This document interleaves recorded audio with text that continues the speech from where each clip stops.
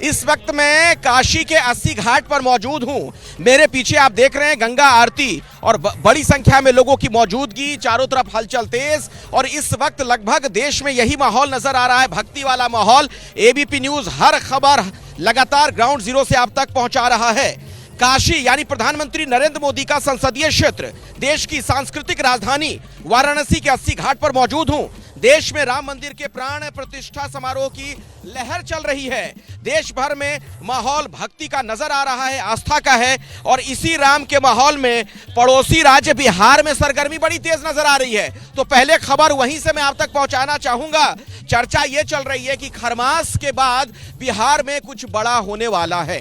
तो सवाल ये, क्या बड़ा होने वाला है? ब्रेकिंग न्यूज जो आ रही है, बड़ी खबर वो कि प्रधानमंत्री नरेंद्र मोदी 13 जनवरी बिहार का दौरा जो उनका था वो टल गया है। और सूत्रों के हवाले से एक खबर और है कि प्रधानमंत्री नरेंद्र मोदी 27 जनवरी को बिहार के बेतिया जा रहे हैं। चर्चा होने लगी है कि 13 से 27 की अगर बात की जाए तो क्या बिहार में कोई बड़ा खेला होने वाला है? 13 जनवरी, 27 जनवरी, क्या इन दो तारीखों के बीच बिहार की राजनीति में कुछ बड़ा होने वाला है?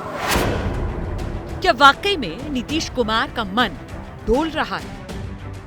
सबसे पहले बिहार के पूर्व मुख्यमंत्री जीतन राम मांझी का ये ताजा बयान देखिए। एनडीए के लोग अगर तय ही कर लेंगे कि नीतीश कुमार को आने पर उनको स्वागत करेंगे, तो हम एनडीए के पार्टनर हैं, तो हम भी उनको स्वागत करेंगे।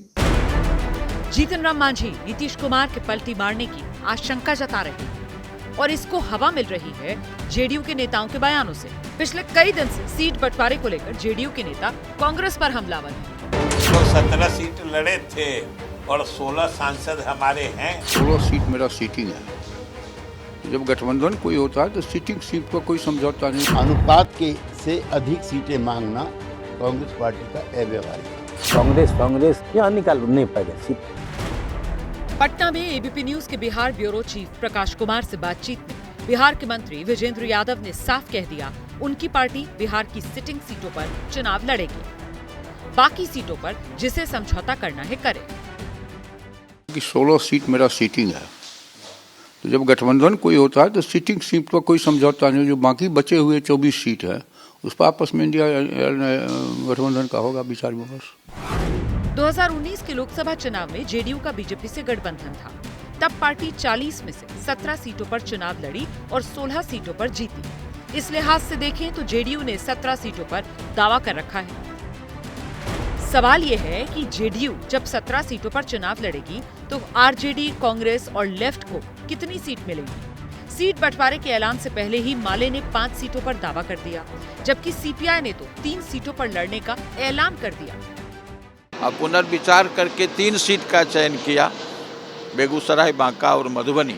आधार हमारा 1 दर्जन सीट है जहां हम जीते हुए हैं कभी न कभी। तो कम्युनिस्ट पार्टी का ऑर्गेनाइजेशनल वजूद तब तक कायम नहीं रह सकता है जब तक कि हम अपना जीते हुए सीट पर कम से कम दावा भी नहीं करें और लड़ें भी नहीं, तो कैसे चलेगा? बिहार में 10 सीटों की मांग कर रही कांग्रेस की जेडीयू से बन नहीं रही और विवाद का आलम ये हो चुका है कि राम मंदिर का न्योता ठुकराने को लेकर कांग्रेस पर जेडीयू के नेता खुलकर बोलने लगे हैं। कोई नहीं मानता है तो इसका मतलब है कि उनको भारत के संस्कृति से और जो हमारा 84 करोड़ देवी देवता है उनको नहीं मानते हैं। जो लोग ईश्वर को नहीं मानते हैं तो इंसान उसको भी नहीं मानेगा। जेडीयू की तरफ से बयान सिर्फ कांग्रेस के खिलाफ नहीं आया। आरजेडी कोटे से बिहार में शिक्षा मंत्री की कुर्सी संभाल रहे चंद्रशेखर पर भी जेडीयू के विधायक संजीव कुमार का बयान आ गया है।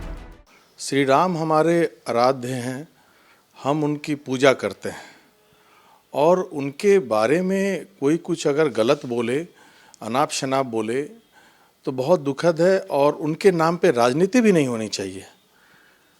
अगर ऐसे लोग, अगर ऐसे कोई मंत्री ऐसा बात बोल रहे हैं तो जनता उनको जरूर जवाब देगी। संजीव संकेत दे रहे हैं, राजनीति में कुछ भी संभव असंभव नहीं है। और बात यहीं तक नहीं, बीजेपी के नेता अब नीतीश कुमार को लेकर नरम रुख दिखाने लगे हैं। केंद्रीय मंत्री स्मृति ईरानी कल पार्टी के कार्यक्रम के लिए पटना गई। यहाँ उनके निशाने पर आरजेडी और कांग्रेस रही। आज बिहार बीजेपी अध्यक्ष सम्राट चौधरी ने नीतीश को भगवान राम का वंशज बता दिया। इंडिया अलायंस ने सोनिया जी के नेतृत्व में, कांग्रेस के नेतृत्व में प्राण प्रतिष्ठा के पुण्य आमंत्रण को ठुकराना उनकी सनातन विरोधी सोच को दर्शाता है। कांग्रेस पार्टी ने तो भगवान राम को ही काल्पनिक कहा था, और जिन लोगों को नहीं जाना है उसके लिए कोई दिक्कत नहीं है। हम तो ये कहते रहे हैं कि नीतीश बाबू आप तो भगवान राम के वंशज हैं, लवकुश हैं। इन्हीं सियासी सिग्नल्स की वजह से अटकलें तेज हो गई हैं कि बिहार में सत्ता परिवर्तन की नई स्क्रिप्ट लिखी जा रही है। 13 जनवरी को प्रधानमंत्री नरेंद्र मोदी का बेतिया दौरा प्रस्तावित था, जिसकी तारीख अब बदलकर 27 जनवरी हो गई है। तो क्या इन्हीं 14 दिन में बिहार की राजनीति पलटने वाली है? तो काशी के 80 घाट से ऐलाने जंग का ये सीधा प्रसारण एबीपी न्यूज पर आप देख रहे हैं। और मैं आपको बता दूं, बिहार में हलचल जो तेज है उसी से जुड़ी एक बड़ी खबर। ऐसा लग रहा है कि नीतीश कुमार अब मीडिया से दूरी बना रहे हैं। जो जानकारी मिल रही है उसके मुताबिक बिहार ई वाहन सेमिनार में मुख्यमंत्री पहुंचे थे। नीतीश कुमार ने मीडिया से ज्यादा बात नहीं की। वहां पर दर्जनों टीवी पत्रकार मौजूद थे, नीतीश कुमार का इंतजार कर रहे थे। नीतीश ने सीट बंटवारे के सवाल पर सिर्फ इतना कहा कि सब समय पर हो जाएगा, चिंता मत करिए। नीतीश ने महज 10 सेकंड मीडिया से बात की और निकल गए। तो सवाल यह कि क्या बिटवीन द लाइंस इसे पढ़ा जाए, इसमें कुछ खास संकेत है? नीतीश कुमार अगर मीडिया से दूरी बना रहे हैं, वजह क्या, ये एक बड़ा सवाल।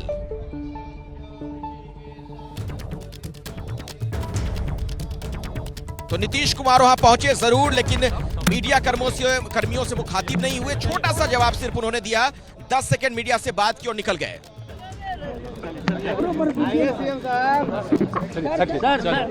एक मिनट रुकिए, एक मिनट बोलिए यार।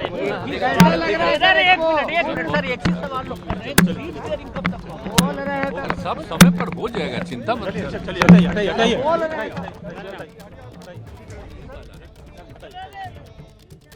जैसे ही घड़ी का काटा दोपहर 2:30 पे आए, बबीता जी का दिल सास बहू साजिश के लिए मचल जाए। और ये है इनकी बहू, पूरे दिन ऑफिस की टेंशन हो जाए गॉन जब ये करें अपना फेवरेट शो फ्री टाइम पे ऑन।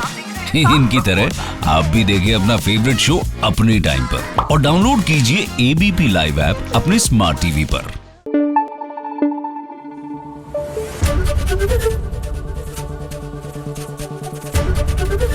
एबीपी न्यूज आपको रखे आगे।